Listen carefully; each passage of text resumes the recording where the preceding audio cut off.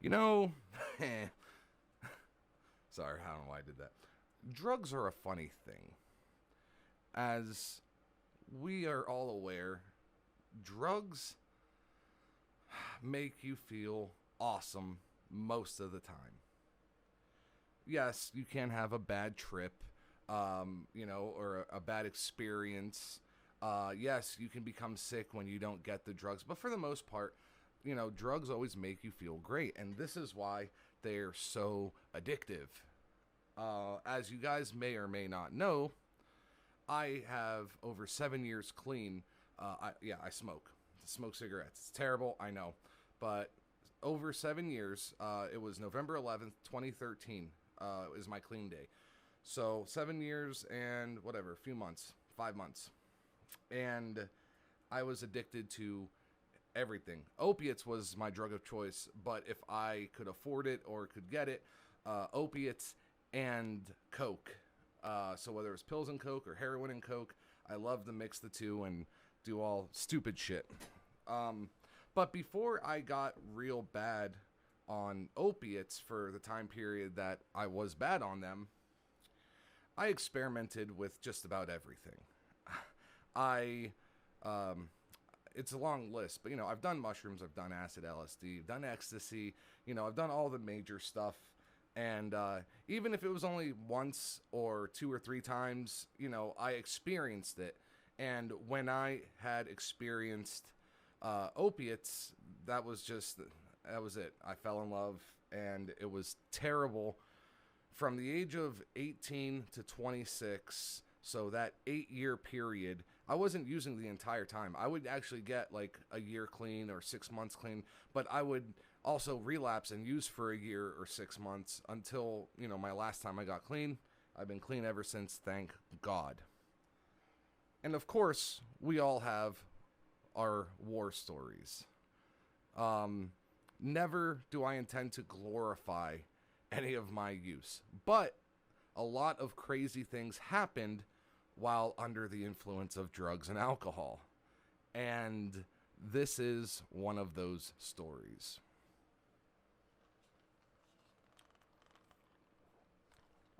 Get a little sippy sip of my Propel water. I know it's a red cup. And yeah, I like straws. So what? You know what? It's a bendy straw. In your fucking face. So, it was in the news recently that talk radio personality and, what I would call Alex Jones Light, Rush Limbaugh, had passed away. And many of you may not know this, but at a certain time in my life, I had some conservative values. Actually, I still do. I'm not Republican, I'm not Democrat, I'm not liberal, I'm not conservative. I am independent, I'm in the middle. I believe both parties have good ideas and redeeming qualities. I believe both parties have major corruption and issues as well. That's a different video. But I used to listen to Rush Limbaugh when I would be working in the restaurant. My local radio channel at the time that played it was 92.7 WGMD, the talk of Delmarva. Yeah, and I didn't listen to any of the other programming, but I knew Rush would be on from noon to 3, and I usually missed the first hour because I'd be in the restaurant, and, lunch rush, we're a little bit busy. But from like 1 to 3, it would slow down, and that means it's time to do our prep work. So turn on a little talk radio, and you're chopping onions, you're doing this and that, you're listening bullshit, you get your news and whatever. So we had Rush on, and the date was March 21st, 2013. I know this. Well, I'll tell you why I know this. And Rush is going on about his normal topics. Oh, well, the left, they want you to be, well, we'll get into that as well. But for some reason, it caught my ear that he started talking about Chopped and Screwed, which is a type of remix. It's not just for hip-hop and rap. It can be applied to anything, but it's mostly known for hip-hop and rap. And it's something that you do to the music. It usually slows it down and it repeats a lot. It's, well, wait, I'll explain it here shortly, as you'll tell. But I actually did have some chopped and screwed albums because I used to have a vehicle that had the big subwoofers in the back, and that shit bumped. Mike Jones, Paul Wall, 3-6 Mafia, all their chopped and screwed albums, just rolling around Ocean City, setting off car alarms by the vibration, just driving. I was a fucking idiot, dude. But I was like 17, so, you know, I grew out of that pretty quick. When I got the GTI, I didn't give a shit about any of that. But, yeah, so I kind of knew what chopped and screwed was. And he brought up chopped and screwed, and he's like, you know, I don't really understand what the kids, why they would do this to the music. You know, it wasn't like the music was good to begin with. And I'm like, you know what? This guy obviously doesn't know what chopped and screwed is. Now, at this point, I've tried to call Rush Limbaugh maybe 10 times in my life, but those phone lines are always busy. Always. But I decided to call on March 21st, 2013. And don't you think it rang? And a producer picked up. I think his name is Danny. I'm not quite sure. But a producer picked up. Rush Limbaugh Show. Hi. My name's Rob Cologne, and I'd like to, you know, talk to Rush about Chopped and Screwed. I happen to know a little bit about it. Oh, wonderful. Hold on 1 second. Okay. So, this here. Reason why we not doing honors. Let me make sure this is the right one. Yeah, this right here. All right, so when I called, it was the end of hour 2. And if you know, Rush's show was like, it was 3 parts. And even on this archive website, which I'm so glad I found, it's broken into 3 parts. So this is the end of part 2, hour 2. And that's when I was calling. So it was like, you know, towards 3 o'clock almost. And they put me on with Rush. But since he had to take his break, well, you know what? Let's listen to the first part. For this, don't go away. And welcome back, El Rushbo and daily outreach to the low information voter. You know what? He talks about some dumb shit. Let's their gender, their sexual orientation, their skin color. It is on that basis the left wants people judged and looked at. That's how they do it. They want to eliminate this idea that we acknowledge people by virtue of their achievement, because what is that? That's the essence of inequality. Because no 2 people achieve the same thing. I'm going to be correcting a lot of this. And we have to have sameness. Sameness equals equality. We cannot have people good and great when others aren't. So we're going to just get rid of it. End the distinction. That's what's going on. Here's Rob in Dykesboro, Delaware. Great. First of all, it is Rob in Dagsboro, Delaware. D-A-G-S. He said Dykesboro. That was probably the producer's fault. Didn't quite hear me. Mind you, I'm calling from the restaurant, middle of the afternoon, not much going on. Have you on the program, sir. Hi. Hey, how are you today? Good. First thing, I'm 25. I'm a small business owner. I've been listening to you since I was about 19. All of that was mostly true. I was 25. I was a small business owner.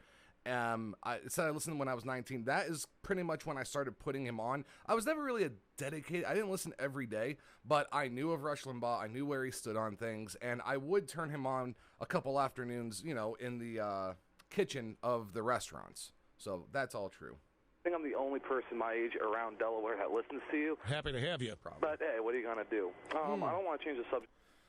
I also want to mention, this morning in particular, I had woken up about 9:30, and obviously when you're addicted, when you wake up, the first thing you got to do is make sure you have drugs. Now, this was considered a good morning for me because I woke up and I had enough drugs for the entire day.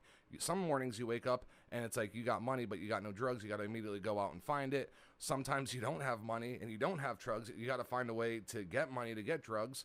Sometimes you have enough just to start the day, but you know, so this was actually a good day for me.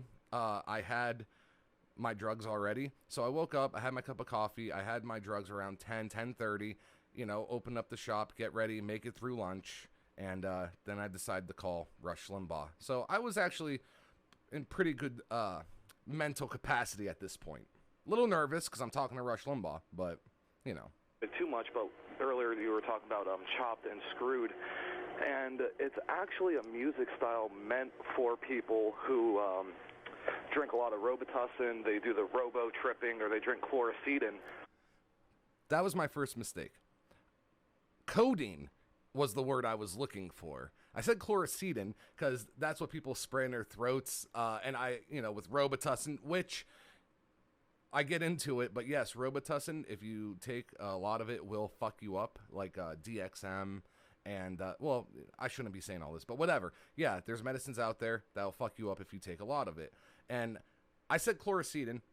I meant to say codeine, and he actually does correct me, and from then on, we're good to go.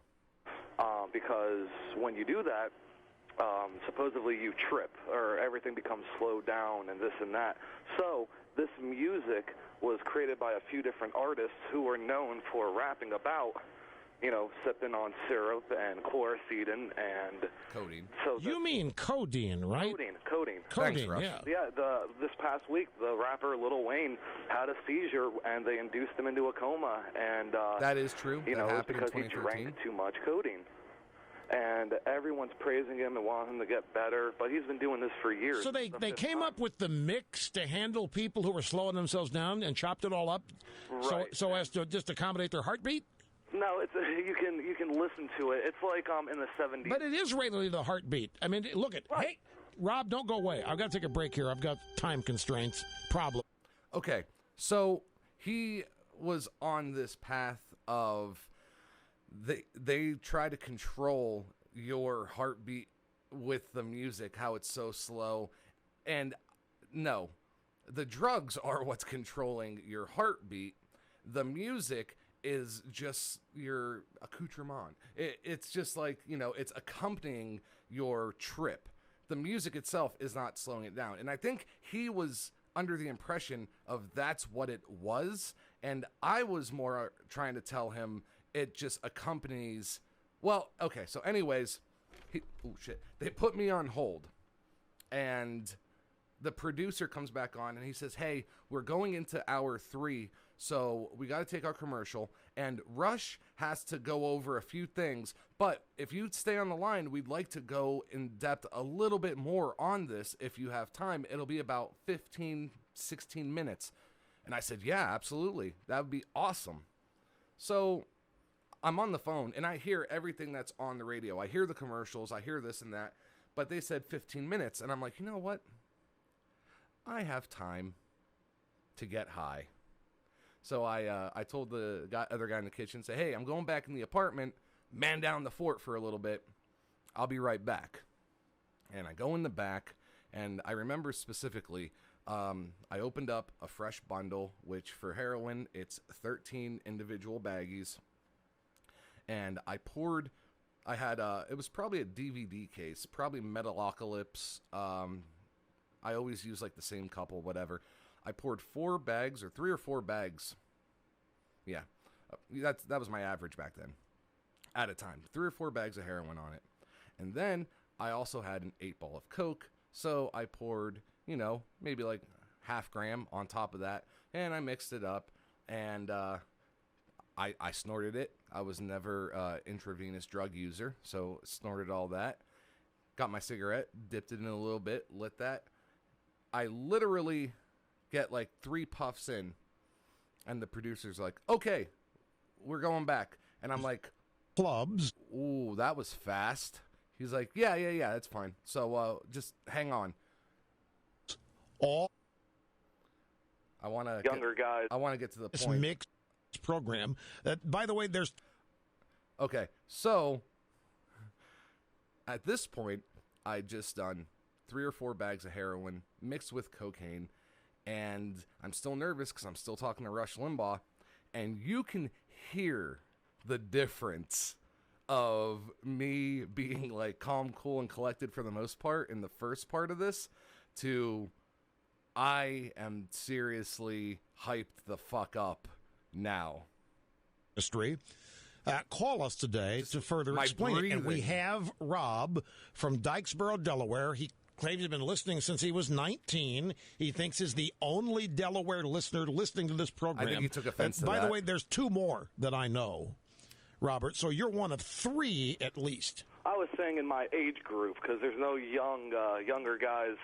You might be surprised, but regardless, Robert here wants to explain he is a chop and screw artist, and he wants. At no point did I say I was a chopped and screwed artist. I said I was a musician. I've been playing in bands and stuff like that, and I told that to the producer. Never once did I say I was a chopped and screwed artist, which I don't think you can be a chopped and screwed artist. You can be a chop and screw DJ, and you can be like a rapper, whatever, but I actually didn't catch that when he said it live because, again, drugs. Wants to explain it in ways that you lay people might understand it. So take a stab at this, my man. Okay, just like in the late 60s. Okay, so you just listen. As soon as I start talking, you can hear the shivering in my voice. Listen. People might understand it. So take a stab at this, my man. Okay, just like in the late 60s, early 70s, when people would drop acid or smoke pot, they listened to Pink Floyd and Grateful Dead and Fish. That type of music was for those type of people, pretty much. And now, the people that listen to the chopped and screwed, not all of them, some people just like the music, but, a lot of them But it's hip-hop music that you're remixing, right? It's hip-hop. Well, it's anything. There's been... If you listen carefully, you can hear the phones of the pizza shop going off. We did have a host that day, so she was answering the phone, but, of course, I was on the other phone, so I was on the cordless phone. The wired phone was ringing, so she had to run and pick that up, obviously.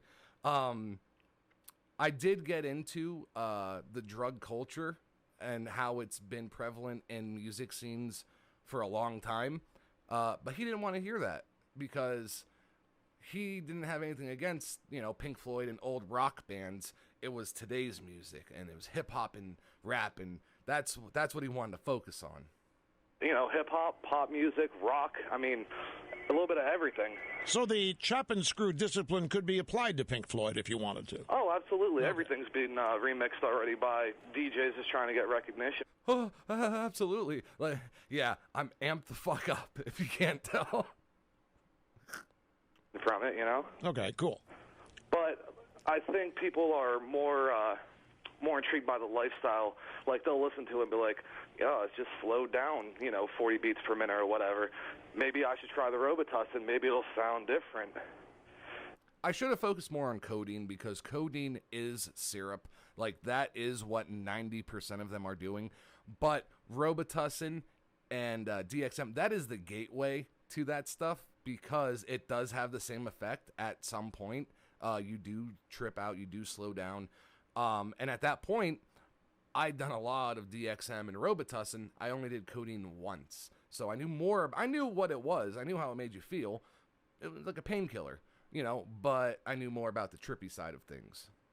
And but the key is, why is it slow? Why try to replicate what people are experiencing while robo-tripping? But you slow it down, right? He's looking for some sort of medical connection that this music is making you slow down. It's not that. It's the drugs. And I now go off on a little bit of a tangent on what I think it was. Well, I guess it's to make more album sales because, kids, it's readily available for them to go to your CVS or your Walgreens, get DXM or Robitussin or, even Benadryl. So not only do I tell these kids where you can go, I tell them what you should buy. and take as much as they can and turn on this music and listen to it.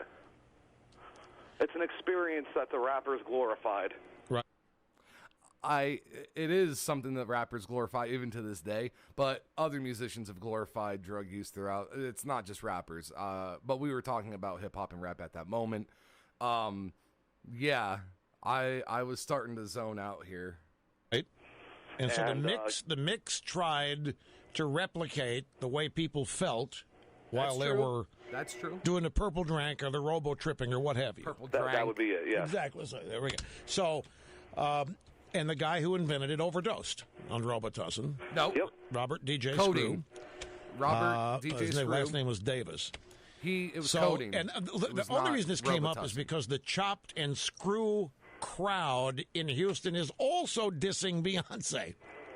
That's for what her started Bow all Down this. song. Yeah, that song So, he was talking about. Robert, Rob, I thank you for your taking the time to call and explain this to the audience. Is dying to know what this was all about.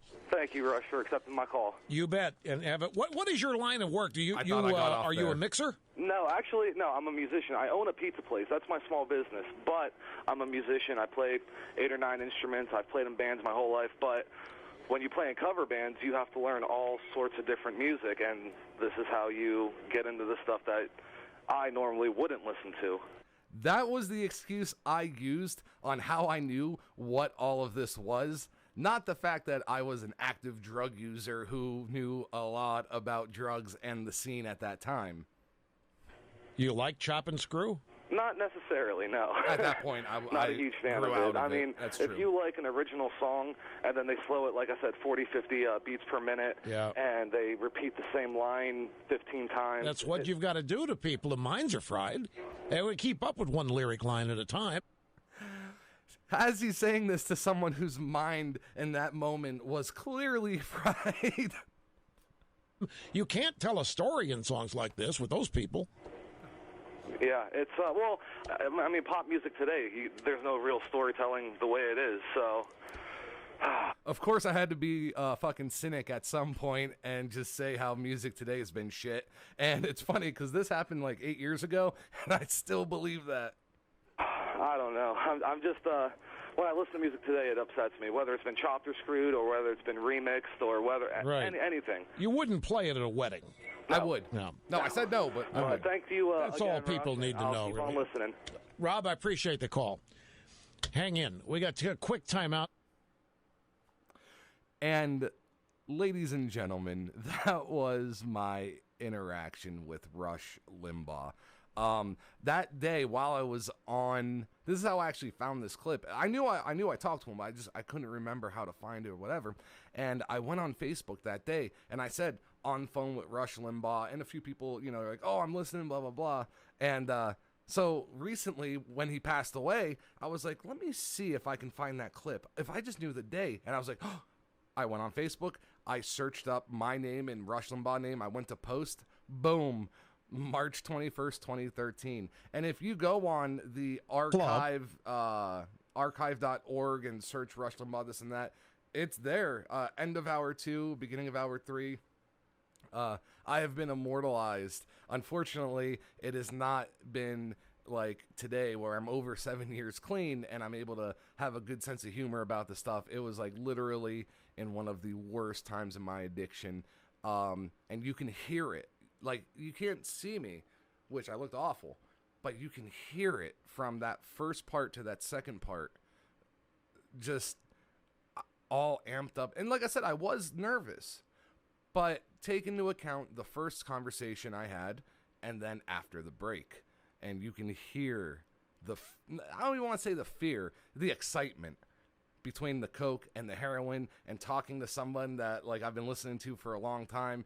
I was excited. And looking back at it now, and now that Rush has passed away, and, he's such a controversial figure because a lot of the bullshit that he spewed. And I don't agree with a lot of the stuff that he has, he's known for now, especially during the Trump years.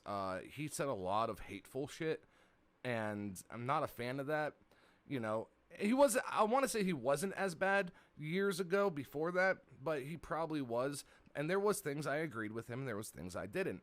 But when it came to talking about music and drugs, fucking, I'm your man.